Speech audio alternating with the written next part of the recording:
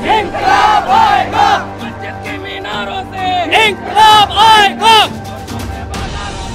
इंकलाब आएगा, इंकलाब आएगा, इंकलाब आएगा, इंकलाब आएगा। पल पल न्यूज़ से मैं हूं आपके साथ नदीम अकरम। इस वक्त जंतर मंतर पर मैं मौजूद हूं, जो कि आप देख सकते हैं कि एक बड़ा बैनर लेकर के यहां से खिलाड़ी की टीम पहुंची हुई है और all India Muslim personal law board की तरफ से ये ऐलान किया गया था। और एक तरीके से कई दिनों से मीडिया में ट्रायल चल रहा था कि भैया देखिए, मुसलमान जो हैं दिल्ली की सड़कों पर कब्जा करने वाले हैं, मुसलमान जो हैं कुछ बड़ा करने वाले हैं। असल में मैं जंतर मंतर पर मौजूद हूँ। कैसे देख रहे हैं कि एक ऐलान हुआ, उससे पहले ही खलबली मच गई?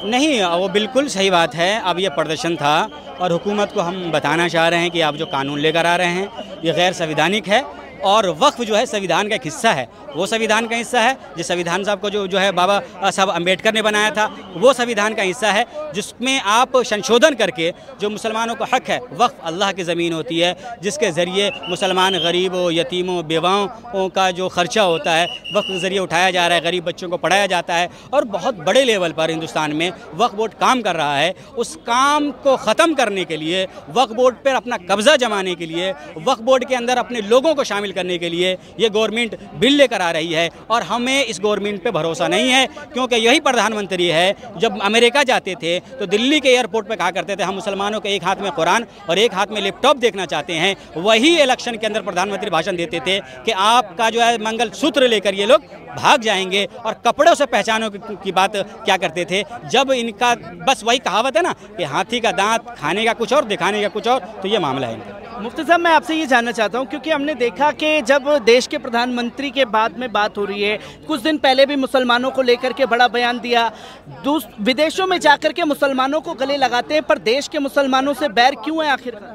बस वो दिखाने के लिए, विदेशों से तो उनको माल मिल रहा है ना, माल मिल रहा है जिसके वजह से ये कर रहे हैं। वहाँ जाकर नहीं दिखाएंगे तो इनको जो वीज़ा भी नहीं मिलेगा।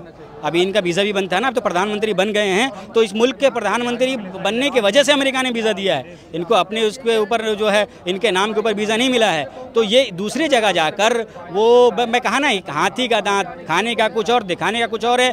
दुनिया में दिखाते हैं कि हम मुसलमानों को साथ हैं। वही प्रधानमंत्री कहा करते थे भाई ईद में मेरा खाना नहीं बनता था, मुसलमानों के यहाँ से आता था, और उन्हीं के पार्टी के नेता होली के अंदर मुसलमानों को नहीं जाने दे रहे हैं, कुंभ में खरीदारी करने के लिए नहीं दे रहे हैं। वो लोग नारा लगाते हैं कि मुसलमानों से खरीदारी ना करो, वो लोग नारा लगाते हैं कि औरंगजेब के कब्र को तोड़ दो, वो लोग नारा लगाते हैं कि औरंगजेब की जगह तारीख के बासी पन्ने को खंगाल कर मुसलमानों का जीना आराम करो। लिंचिंग पे बात नहीं करते हैं जब, और ये लोग जो है जब जुल्म ज़्यादती हो रही होती है हर जगह, जब अभी उत्तराखंड के अंदर मदरसों को बैन किया जा रहा है उस पर बात नहीं करते हैं। तो किसी सूरत में जो है मुख्य धारा में मुसलमानों को लाने की इनकी प्लानिंग नहीं है, मुख्य धारा से काटने की प्लानिंग है, जिसके हम लोग खिलाफ हैं, इस बिल के खिलाफ हैं। मुफ्ती साहब, मैं ये जानना चाहूँगा क्योंकि हमारे जो देश के प्रधानमंत्री हैं ये दिखाने की तो कोशिश करते हैं कि वो मुस्लिम हितैषी हैं, पर तस्वीरें कुछ हैं। आज एक ऐतिहासिक कदम हमारे उलेमाओं की तरफ से उठाया गया है, जो ये बताया करती थी यही मीडिया के देखिए उलेमा डरे हुए हैं, वो सड़कों पर मुसलमान निकलते नहीं है। आज जब सड़कों पर उलेमा निकले हैं तो किस तरीके से असर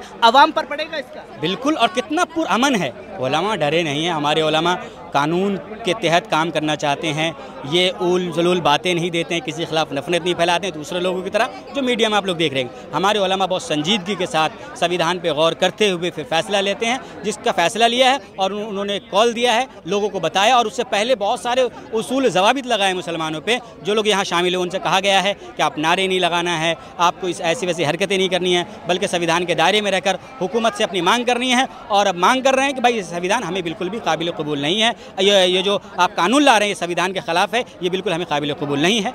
क्योंकि पूरे देश की पार्टियों का समर्थन जो है all India Muslim personal law board को मिला है। 17 राजनीतिक पार्टियां आपके साथ आई हैं, कैसे देख और समझ रहे हैं? 2 राजनीतिक पार्टियां दूर हैं जो बैसाखियां बनी हुई हैं। बिल्कुल बिल्कुल, ये बैसाखियां वही बनी हैं। मुझे याद है कि आप देखे होंगे कि जो इंदिरा गांधी इंडोर स्टेडियम में प्रोग्राम था, तो उसी राजनीतिक पार्टी का एक आदमी आता है, उसका सदर, और आके कहता है कि हमारे साहब ने कहा है कि किसी भी सूरत में इस बिल को पास नहीं होने देंगे। इन्होंने दल बदला है, मुसलमानों के साथ विश्वासघात किया है, खंजर घोंपा है। इनका परिणाम इनके इलेक्शन में इनको जरूर मिलेगा। क्योंकि हम बात करें नीतीश कुमार की, तो नीतीश कुमार वक्फ बिल के तो खिलाफ हैं, पर हम देख रहे हैं कि उर्दू को लेकर के तवज्जो देते हुए दिखाई देते हैं। नहीं, उर्दू देखिए, नीतीश कुमार की दोहरी नीति है। वो वक्फ बोर्ड के साथ, हुकूमत के साथ हैं।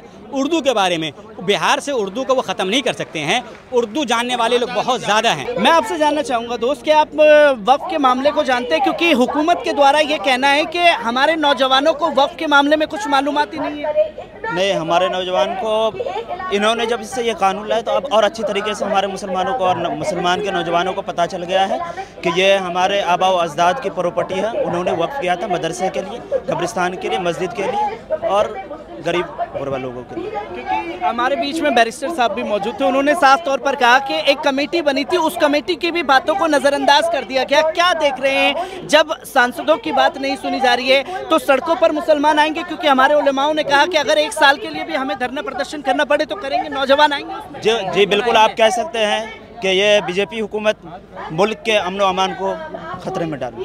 तो आप देख सकते हैं नौजवान भी पूरी तरीके से इन तमाम चीज़ों को समझ रहे हैं, क्योंकि आप ये देखेंगे यहाँ पर के और भी लोग हमारे साथ जी आप देख सकते हैं कि वक्फ अमेंडमेंट बिल को लेकर के यहाँ पर जो बदमाशियाँ चल रही हैं, क्या कहना चाहिए? बस ये इस पर लिखा है, यही कहना चाहेंगे कि इस बिल को वापस लिया जाए। ये बिल को वापस लिया जाए इस बिल को। आज उलेमा भी हमारे यहाँ पर मौजूद है, किस तरीके से हौसला मिला आप लोगों को? एक ताकत हमें बहुत हौसला मिला और ताकत मिली है इससे हमें, और ये बिल वापस होना चाहिए, ये हमारे खिलाफ है। वापस नहीं होना चाहिए, वापस लेना ही पड़ेगा। वापस लेना पड़ेगा वापस, क्योंकि वापस लेना चाहिए और लेना पड़ेगा में फर्क लेना पड़ेगा ही, वक्त बिल वापस लेना ही पड़ेगा। पर हुकूमत के कान पे तो जू नहीं रेंग रही है, हुकूमत तो को सुनना ही नहीं चाह रहे कुछ। हम सुनाएंगे इंशाल्लाह, हम सुनाएंगे उसे, उसके लिए अब जो करना होगा हम करेंगे, हम सोए हुए नहीं हैं। आप देख सकते हैं कि नौजवान साथी हमारे साथ मौजूद हैं, क्योंकि आप देखेंगे कि क्या कहना चाहेंगे, क्योंकि पोस्टर बैनर है यहाँ पर, वंस अगेन वंस वक्फ ऑलवेज अ वक्फ, वक्फ की ज़मीन हमेशा वक्फ की रहेगी। कैसे देख रहे हैं, क्या मुसलमान समझ रहे हैं वक्फ के मामले को? जी बिल्कुल, बहुत अच्छे तरीके से समझ रहे हैं मुसलमान, और ऐसा नहीं है, और समझने के बावजूद इसी वजह हम लोग आए हुए भी हैं, और अल्हम्दुलिल्लाह जितने भी हमारे अक़रबीन हैं उनके साथ हम सब हैं, और यकीनन हम सब जो है आगे भी इसकी लड़ाई के लिए आगे भी हम लोग खड़े होंगे इसके लिए, और इसके लिए हम लोग कहीं से कहीं तक पीछे नहीं हटेंगे किसी भी तरीके से। क्योंकि आज हमारे उलेमा भी सड़क पर आए हैं, क्या कहना चाहेंगे इसके लिए? जी हम अपने उलमा को शुक्रगुज़ार हैं, और हम उनके पीछे हैं, जो हमारे उलमा इकराम जो है जो फैसला लेंगे, और इंशाअल्लाह हम उनके साथ में हैं, पूरी तरीके साथ में हैं उनके हम। क्योंकि एक बड़ा कदम जो है आज उठाया गया है। मैं एक बार आपको पूरा ये दिखाना चाहूँगा कि किस तरीके से यहाँ पर हुजूम है, और यहाँ पर पैर रखने तक की जगह नहीं है, क्योंकि हज़ारों की संख्या में लोग यहाँ मौजूद हैं। मैं तमाम लोगों से दिखाने की कोशिश करूँगा और आपको दिखाऊँगा कि किस तरीके से लोग यहाँ पर मौजूद हैं, और लगातार जो है मंच पर लोग आ रहे हैं, तमाम तस्वीरें लोगों के सामने हैं। ये तमाम तस्वीरें आप लोगों को दिखाने की कोशिश करूँगा।